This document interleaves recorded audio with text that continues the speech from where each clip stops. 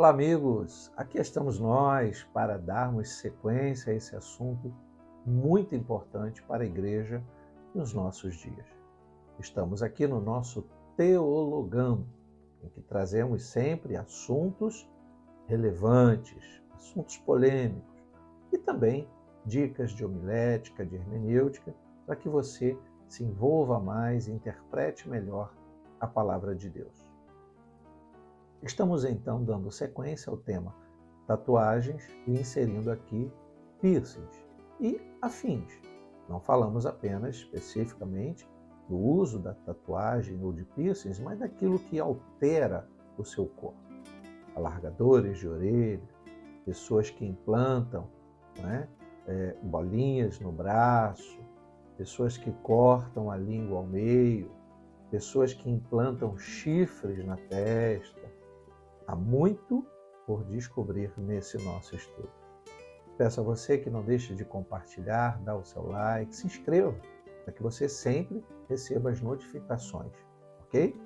Vamos então a mais um momento que nós usaremos aqui o livro Cada Caso é um Caso, editado pela editora Gama e Prisma e lançado por ela. E nós então estamos no capítulo 26, seguindo com tatuagens, piercings e afins. Por que não? No subtítulo, dando sequência, o efeito nocivo da razão. É preciso tomar alguns cuidados para que a razão não seja a única fonte de informação e delimitação do que podemos ou não fazer. Em 1 Coríntios 6,12, o apóstolo Paulo nos diz: todas as coisas me são lícitas, mas nem todas convêm. Todas as coisas me são lícitas, mas eu não me deixarei dominar por nenhuma delas. Esse é o exemplo de domínio próprio que o apóstolo Paulo nos ensina a experimentar como a verdadeira liberdade que só Cristo pode nos conceder. Caso isso não seja evidente na vida, corre-se o perigo de experimentar outra coisa, o efeito nocivo da razão. O corpo é meu. Errado. Posso fazer o que quiser com ele?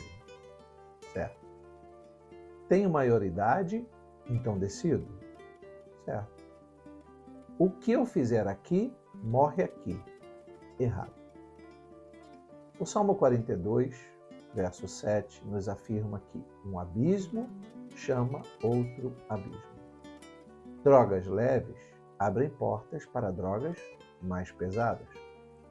Quando não há limites, se vai longe demais. E a Bíblia nos orienta através de Provérbios 22, versículo 28, não removas os marcos antigos que puseram teus pais. Um grande laço do inimigo é fazer pensar que há liberdade e, no fim, o avanço dos limites aponta para a falsa ideia de liberdade e desencadeia uma verdadeira escravidão. Então, me permita fazer aqui um comentário sobre a liberdade. Liberdade é melhor tê-la quando se pode detê-la. Do contrário, melhor será nunca conhecê-la. Precisamos pensar sobre isso.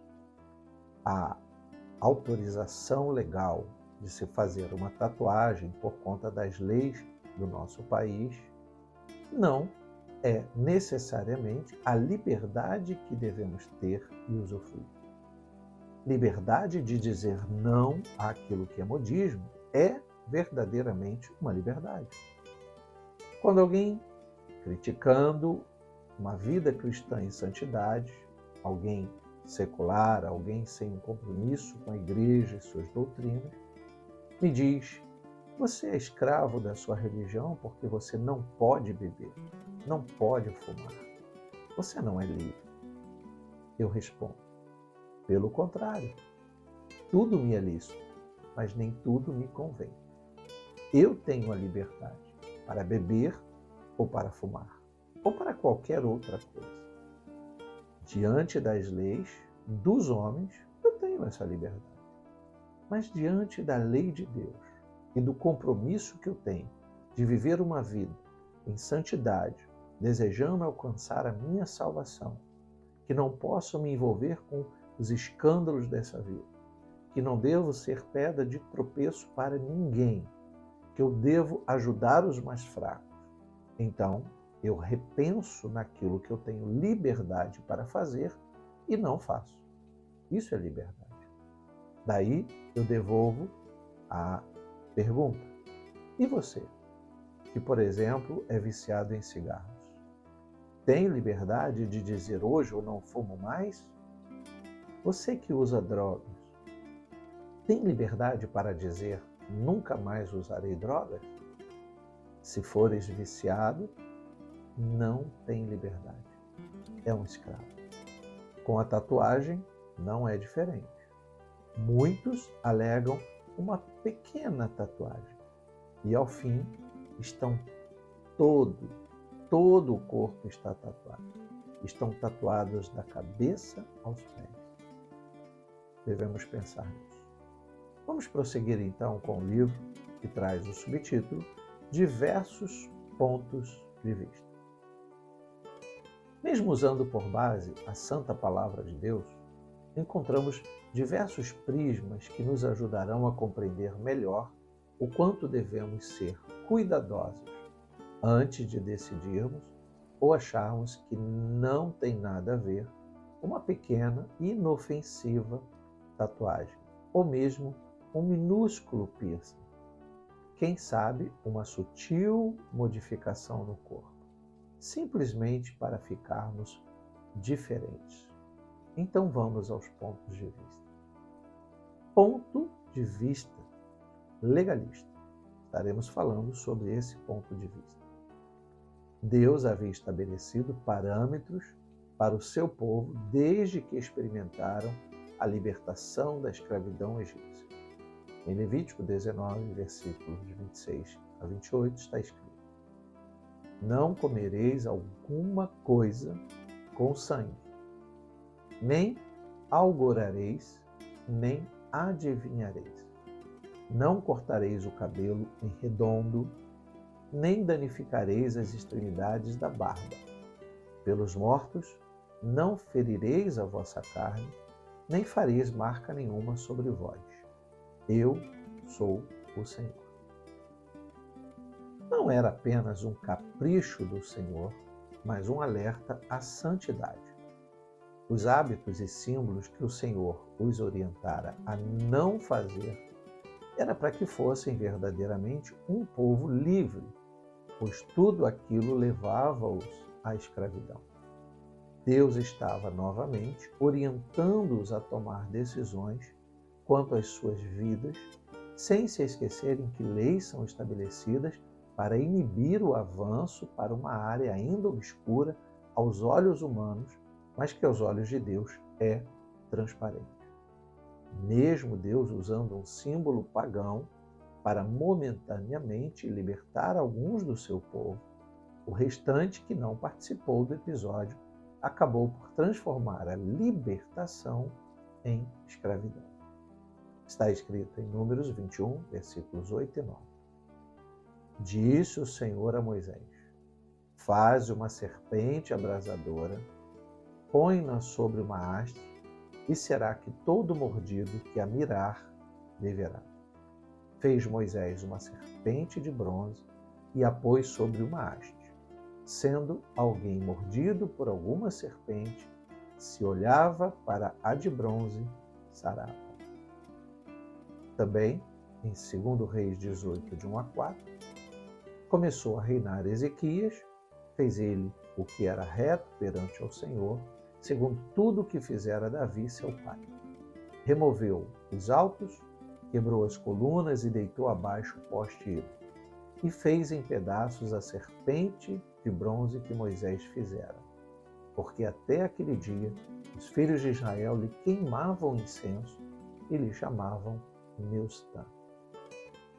Veja que o povo tinha e tem, contextualizando para os nossos dias, facilidade de voltar-se à escravidão, mesmo livre. O que acontece no contexto de Israel nesse momento da serpente de bronze é que Deus havia usado um modo, principalmente praticado no Egito, para olhar para as imagens e assim viverem em ligação com essas imagens, atribuindo a elas divindade. É o que Deus chama de idolatria. No deserto, todas as vezes que num determinado momento, pela desobediência do povo, as serpentes começaram a sair da areia e morder os do povo de Israel, ali Moisés estaria levantando a serpente de bronze. Veja que há todo um entendimento da serpente sendo levantada, o sol batendo, o brilho da serpente, para fazer com que aquele que foi mordido, ao olhar para a serpente, visse o raio de luz, o poder de Deus, a ordem de Deus, para não desobedecer todas as leis que o Senhor já havia estabelecido. Então, a serpente de bronze serviria, neste caso, para trazer arrependimento ao desobediente. E nesta visão, o autor bíblico quer dizer que o arrependimento vindo, através de enxergar a serpente, viria também o perdão de Deus. E aí estariam sendo sarados das mordeduras. Mas logo depois, quando lemos em 2 Reis 18, de 1 a 4, essa serpente estava sendo usada para que o povo idolatrasse a imagem, apresentando-lhe incenso. E por que não dizer, apresentando as suas oferendas, como se a serpente fosse Deus. Neste ponto, a recriminação está em idolatrar aquilo que Deus usou naquele momento para estabelecer a ordem dentre os desobedientes. Então, o rei Ezequias, que é chamado de um bom rei aos olhos de Deus, ele fez coisas retas diante do Senhor. O que ele fez com essa serpente? Ele a fez em pedaços. Ele acabou naquele momento com a idolatria do povo, porque muito desagradava a Deus. Veja aqui, eu poderia aproveitar o título do livro e dizer: cada caso é um caso. A serpente que era usada para lembrar os desobedientes e trazer arrependimento e perdão, estava agora sendo usado com outro propósito, com outra finalidade: causar idolatria. A tatuagem pode ser vista sobre esse aspecto. Nós vamos caminhar um pouco mais e vamos falar sobre outros pontos de vista para trazer assim um juízo de valor a esse assunto. Vamos prosseguir. Sob o ponto de vista da graça, devemos tomar cuidado extremo quanto aos modismos do mundo. Tiago, apóstolo Tiago, capítulo 4, versículo 4, nos diz: infiéis, não compreendeis que a amizade do mundo é inimiga de Deus? Aquele, pois, que quiser ser amigo do mundo, constitui-se inimigo de Deus. Temos uma forte tendência a quebrar alianças, principalmente aquelas que temos com o Senhor. Perdemos facilmente a separação e a santidade. Quem ainda tem esses desejos ainda não é liberto. Em 2 Coríntios 5,17 está escrito: e assim, se alguém está em Cristo, é nova criatura.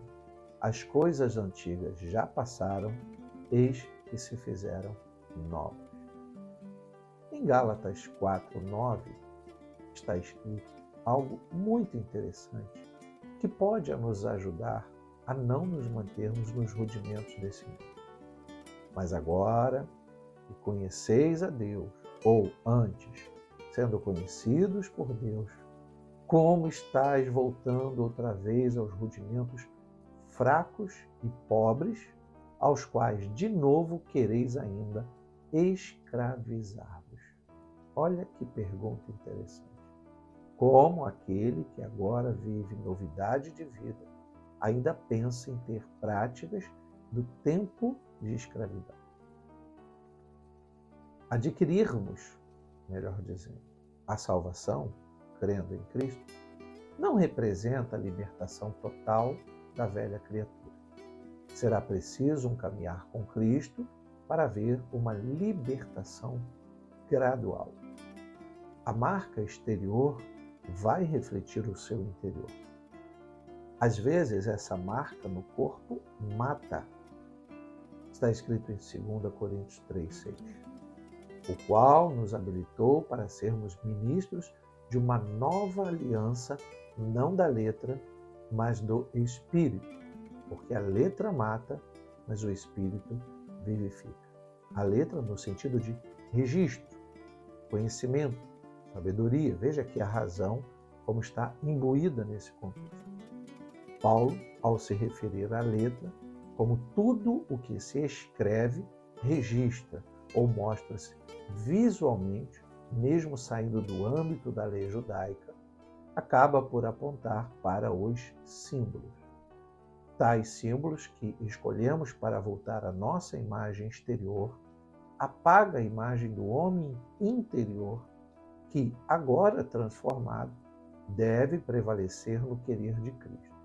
Caso contrário, corre-se o risco de pregar a Jesus e viver de modo diferente dele. Não podemos nos esquecer que agora somos ministros de uma nova aliança. Indubitavelmente, precisamos submeter nosso corpo à vontade daquele que o criou. Mateus 26, 39 e 42 está escrito. Adiantando-se um pouco, prostrou-se sobre o seu rosto, orando e dizendo: Meu Pai, se possível, passe de mim este cálice. Todavia, não seja como eu quero, e sim como tu queres. Tornando a retirar-se, orou de novo, dizendo: Meu Pai, se não é possível passar de mim este cálice, sem que eu beba, faça-se a tua vontade. Nem sempre é fácil, pelo contrário, é preciso esforçar-se para fazer isso. Jesus precisou fazer isso por diversas vezes, e neste último episódio o fez 2 vezes consecutivas. Jesus sabia que valia a pena fazer a vontade do Pai. Não são poucos os que desejam obter vitórias, mas não querem lutar para isso. Veja que nesse contexto nós estamos falando de vontade humana e vontade divina. Jesus, como Deus homem e homem Deus, sabia da missão que devia cumprir, entregando-se para a morte naquela cruz. Mas o coração humano, talvez eu possa dizer a razão humana, fez com que ele conversasse com Deus naquele jardim para dizer que não era a vontade humana dele, mas que deveria prevalecer a vontade de Deus. Nós precisamos entender enquanto há um propósito, como nós vemos o propósito da nossa criação, nós precisamos então focar na missão que o Senhor nos dá. Não podemos viver uma vida aleatória, como se tudo se resolvesse no nosso pensar, no nosso agir. Não funciona assim. Vamos então prosseguir com o livro, falando agora do contexto histórico da tatuagem. Sob o ponto de vista histórico, todas essas marcas nada modernas têm conotação espiritual. Escute isso. Tudo o que está aí como modismo contemporâneo, seja tatuagem, piercings e afins, outrora não se apresentava como um simples modismo, mas se revelava de cunho espiritual. Está escrito em Mateus 18, 18. Em verdade vos digo que tudo o que ligardes na terra terá sido ligado nos céus. E tudo o que desligardes na terra terá sido desligado nos céus.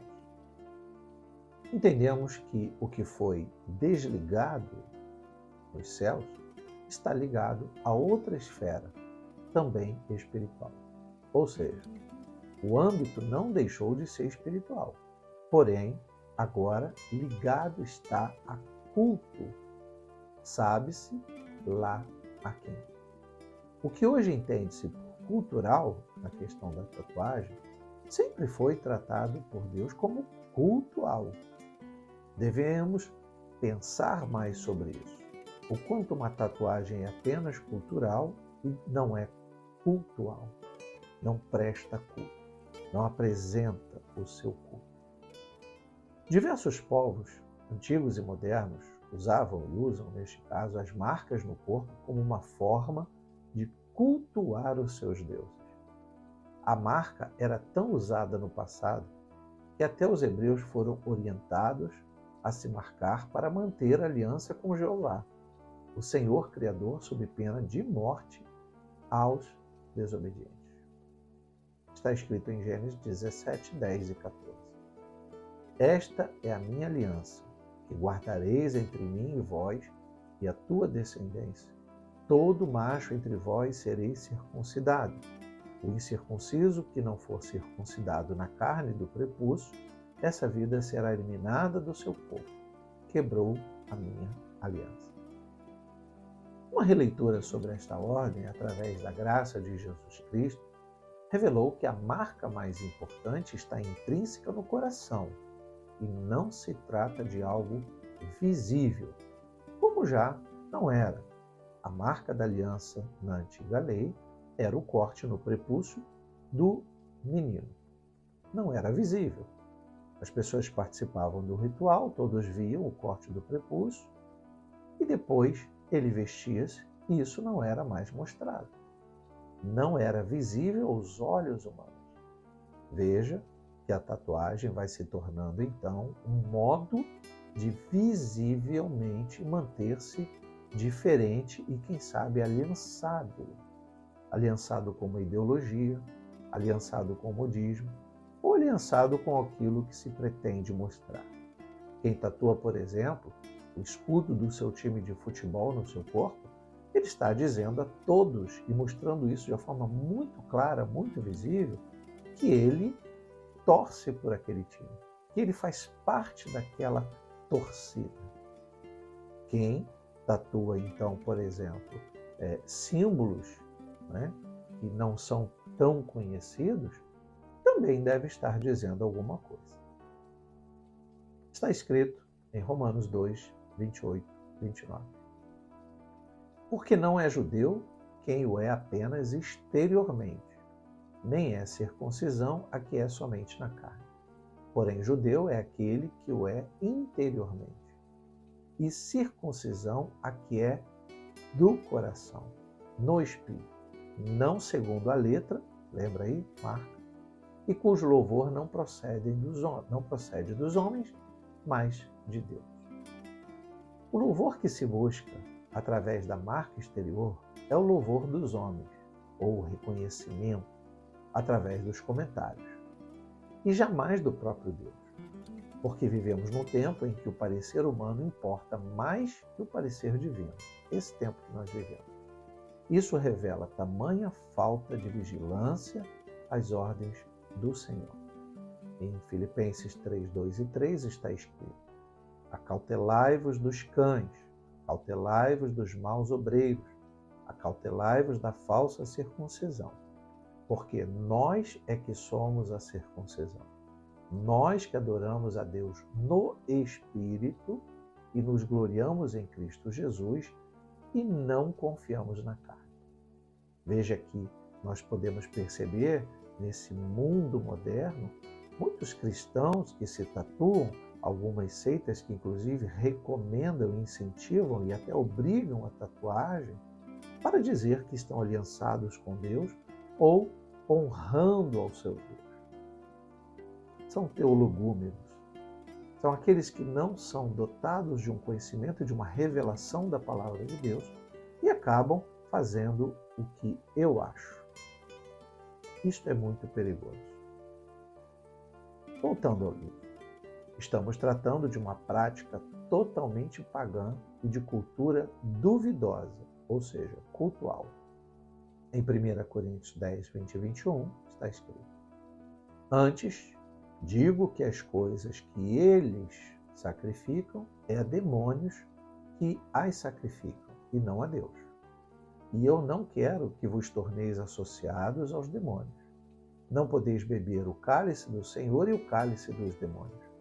Não podeis ser participantes da mesa do Senhor e da mesa dos demônios. Veja aqui que nós estamos falando de um momento em que o apóstolo precisa recomendar a separação e não a identidade visual que o aproxima mais com as coisas do seu tempo, seculares. O que pode parecer apenas cultura pode representar cultos a deuses estranhos, figuras que desconhecemos, mas são conhecidas por outros povos. O que realmente sabemos sobre determinada figura? O que queremos expressar com ela? Mais do que apenas uma marca, é uma identificação com o mundo exterior. Quando estudamos a relação das tatuagens com o mundo exterior, historicamente falando, vemos uma relação nada amistosa, antes uma notória facção se vê.